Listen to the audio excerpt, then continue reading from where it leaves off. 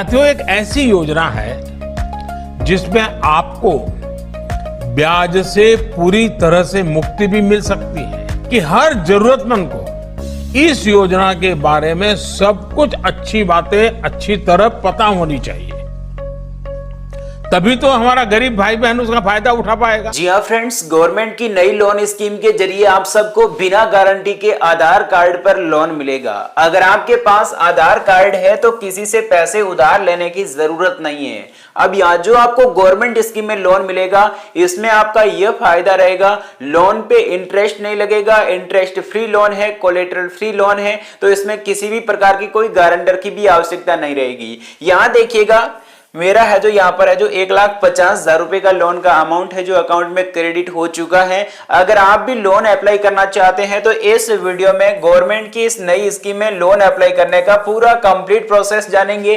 कैसे आपको ये लोन मिलेगा।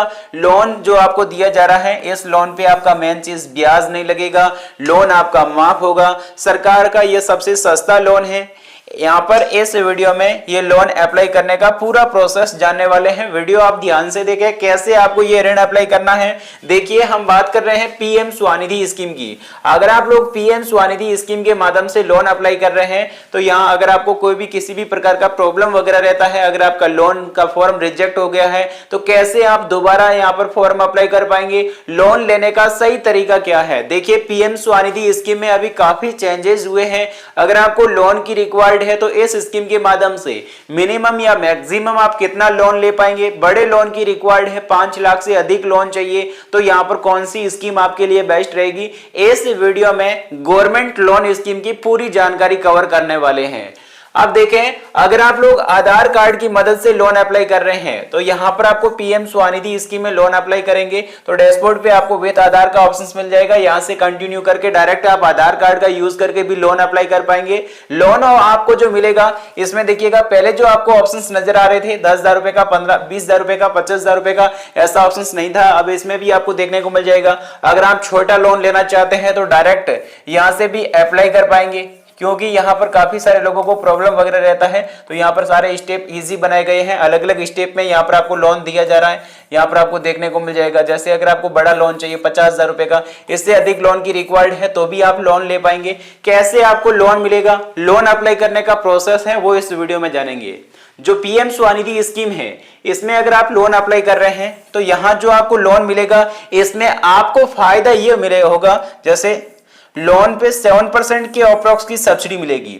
बाकी इसमें अगर आप डिजिटल लेन देन करेंगे, डिजिटल आप इसमें लेन देन करते हैं तो कैशबैक बोनस है वो गवर्नमेंट थ्रू दिया जाता है। तो यहाँ पर हम आगे डायरेक्ट मैं आपको डिटेल्स बता देता हूँ कैसे आपको जो यहाँ लोन अप्लाई करना है, लोन अप्लाई करने का सही प्रोसेस क्या रखा गया है। बाकी डिस्क्रिप्शन में दिए गए व्हाट्सएप चैनल को भी आप जरूर ज्वाइन कर लें, वहां पर भी मैंने आपको एक एक स्कीम का पूरा एक्सप्लेन डिटेल्स रिव्यू बता रखा है, कैसे आपको लोन अप्लाई करना है। पीएम स्वनिधि स्कीम के अलावा और कौन कौन सी स्कीम है जो आपको लोन दे रही है, कितना इसमें आपको लोन मिलेगा, पूरी जानकारी बता रखी है। अब डायरेक्ट मैं आपको गवर्नमेंट पोर्टल के जरिए इस स्कीम का पूरा डिटेल्स रिव्यू बता देता हूं, कैसे आपको पीएम स्वनिधि स्कीम में घर बैठे लोन अप्लाई करना है। डैशबोर्ड पे जाकर पूरी जानकारी बता देता हूं। देखिए, पीएम स्वनिधि स्कीम में लोन लेने के लिए सबसे पहले हम गवर्नमेंट की ऑफिशियल वेबसाइट पे आ चुके हैं। लिंक डायरेक्ट डिस्क्रिप्शन में मिल जाएगा, यहां आप विजिट कर पाएंगे। देखिए, आपके सामने ऑफिशियल वेबसाइट का इस प्रकार का डैशबोर्ड दिखेगा। इसमें ऊपर स्कीम का नाम लिखा हुआ है, prime minister street vendors Atmanirbhar Nidhi. PM Svanidhi scheme के माध्यम से आप कितना लोन ले पाएंगे, यहां अगर आप लोन अप्लाई करना चाहते हैं तो इसका ऑनलाइन एंड ऑफलाइन प्रोसेस भी जानेंगे। देखिए, यहाँ अगर आप आधार से लोन अप्लाई कर रहे हैं तो भी मिल जाएगा, विदाउट आधार कार्ड पे भी आपको लोन मिल जाएगा। कहने का मतलब फर्स्ट वाला ऑप्शन मिलेगा अप्लाई लोअर कम लोन का, यहाँ से आपको कंटिन्यू करना होगा। अब देखिए, आधार से लोन लेने के लिए ऊपर ऑप्शन मिलेगा विथ आधार का, और यहाँ से कंटिन्यू करना है। विदाउट आधार कार्ड मतलब कि आपके पास में पहचान पत्र के तौर पर दूसरे आपके पास डॉक्यूमेंट्स हैं तो भी यहाँ पर आपको लोन मिल जाएगा। ठीक है, अब देखिए कितना आपको लोन मिलेगा वो मैं आपको बताऊंगा। काफ़ी सारे लोग बता रहे हैं कि इस स्कीम के जरिए यहाँ पर आपको देखने को मिल जाएगा अप्लाई फॉर लोन के ऑप्शंस पे क्लिक करेंगे ना तो आपको 3 ही ऑप्शंस मिलेंगे, जिसमें फर्स्ट में आपको अप्लाई फॉर यहाँ पर आपको 15,000 रुपये का लोन का ऑप्शन मिल रहा है, फिर 50,000 रुपये का लोन का ऑप्शन है, फिर 50,000 रुपये का लोन का विकल्प है। लेकिन अगर आपको इससे अधिक लोन की रिक्वायर्ड है तो यहाँ पर आपको कितना लोन मिलेगा, मिनिमम या मैक्सिमम आप इसमें कितना लोन ले पाएंगे। यहाँ पर अगर आप है जो बड़ा लोन लेना चाहते हैं तो आपको 2 लाख रुपए से 2.5 लाख रुपए तक का भी लोन मिल जाएगा। मैं आपको बताऊंगा ये लोन आप कैसे अप्लाई कर सकेंगे, वीडियो पूरा कंप्लीट वॉच करें। अब देखिएगा यहाँ पर इस स्कीम के जरिए कितने गोल अचीवमेंट हो चुके हैं, कहने का मतलब टोटल कितने फॉर्म सिलेक्टेड हुए हैं, कितने लोगों ने फॉर्म अप्लाई किए हैं, कितने लोगों के फॉर्म रिजेक्ट हुए हैं। यहाँ पर आपको देखने को मिल जाएगा जैसे अभी तक इस स्कीम के जरिए 1,28 लाख से भी अधिक फॉर्म है जो यहाँ पर सबमिट किए गए हैं। इनमें से सिलेक्टेड फॉर्म है वो भी आपको देखने को मिल जाएंगे, 1 करोड़ से अधिक है। और यहाँ पर जो लोन दिया गया है वो भी यहाँ पर 1 करोड़ के करीब लोगों को इस स्कीम के जरिए लोन मिल चुका है, लोन दिया जा चुका है, लोन उनके अकाउंट में क्रेडिट किया गया है। तो आपको ऋण की रिक्वायर्ड है तो यहाँ से आपको कैसे अप्लाई करना होगा, 15,000 करोड़ का अमाउंट है जो यहाँ पर अलग अलग लोगों के अकाउंट में इस स्कीम के जरिए क्रेडिट हुआ है। अगर आप लोन लेना चाहते हैं तो यहाँ पर आपको 3 स्टेप कंप्लीट करने होंगे। यहाँ पर देखिएगा सबसे पहले एलिजिबिलिटी चेक करनी है, फिर आपको ऑनलाइन फॉर्म अप्लाई करना है। 3rd स्टेप में अगर आप इसमें लोन लेने के लिए एलिजिबल रहेंगे तो यहाँ पर आपका लोन अप्रूवल होगा, तो ये प्रोसेस रखा गया है। अब यहाँ पीएम स्वनिधि स्कीम के अलावा कौन कौन सी स्कीम है जो आपको लोन दे रही है वो भी मैं आपको आगे बताऊंगा। और यहाँ पीएम स्वनिधि स्कीम के जरिए अगर आप आधार से लोन अप्लाई कर रहे हैं तो यहाँ पर आपको क्लिक करना होगा फर्स्ट वाला ऑप्शन, अप्लाई लोअर कम लोन का ऑप्शंस मिलेगा, इसमें विथ आधार के ऑप्शंस पे क्लिक करना है। क्लिक करने से पहले आप जान लें आपको मोबाइल नंबर वही एंटर करना है जो आपके आधार से लिंक है, ताकि आपके केवाईसी डॉक्यूमेंट्स वगैरह कम समय में वेरीफाई हो सकें। तो यहाँ पर डायरेक्ट नया इंटरफेस आएगा, मोबाइल नंबर वगैरह भर के मैं आपको बता देता हूँ। पेज रिफ्रेश होने के बाद में अब यहाँ पर आपको देखिए मोबाइल नंबर भरना है, फिर ये कैप्चा आपको इसको ऑप्शन भरना है, रिक्वेस्ट OTP ऑप्शंस है, यहाँ पर क्लिक करेंगे तो यहाँ पर OTP आएगा, OTP आपको एंटर कर देना होगा। पहले आप यहाँ पर ये जो नंबर वगैरह वेरीफाई कर लें। अब जो OTP आया है OTP यहाँ एंटर कर देना है, फिर यहाँ पर वेरीफाई OTP का ऑप्शंस मिलेगा, OTP वेरीफाई कर लेना होगा। अब डायरेक्ट फॉर्म वगैरह आ जाएगा, फॉर्म के अंदर अपनी डिटेल्स वगैरह भरनी होगी, डॉक्यूमेंट्स की रिक्वायर्ड रहेगी, वो डॉक्यूमेंट्स अपलोड करने होंगे, पूरी जानकारी आपको सही से भरनी होगी। जो भी इसमें डिटेल्स वगैरह आप डाल रहे हैं जैसे अपनी पर्सनल जानकारी है वो भी आपको सही से भरनी होगी, बैंकिंग डिटेल्स हैं वो आपको सही से डालना होगा। अपना पर्सनल डिटेल्स भर रहे हैं उसमें भी कोई भी किसी भी प्रकार का स्पेलिंग मिस्टेक नहीं होना चाहिए, और बैंकिंग डिटेल्स भर रहे हैं उसमें भी बैंक का IFSC कोड, ब्रांच का नाम, अकाउंट नंबर वगैरह वगैरह पूरी जानकारी आपको एक एक ध्यान से भरनी है। अगर आपने फॉर्म भरने में किसी भी प्रकार का कोई मिस्टेक किया तो आपका फॉर्म रिजेक्ट हो जाएगा। अगर आपका फॉर्म एक बार रिजेक्ट हो गया तो दोबारा आप इस स्कीम के जरिए ऋण लेने के लिए एलिजिबल नहीं रहेंगे। तो आप पूरी जानकारी भरने से पहले कंफर्म कर लें कि आपने जो डिटेल्स डाला है वो सही है कि नहीं।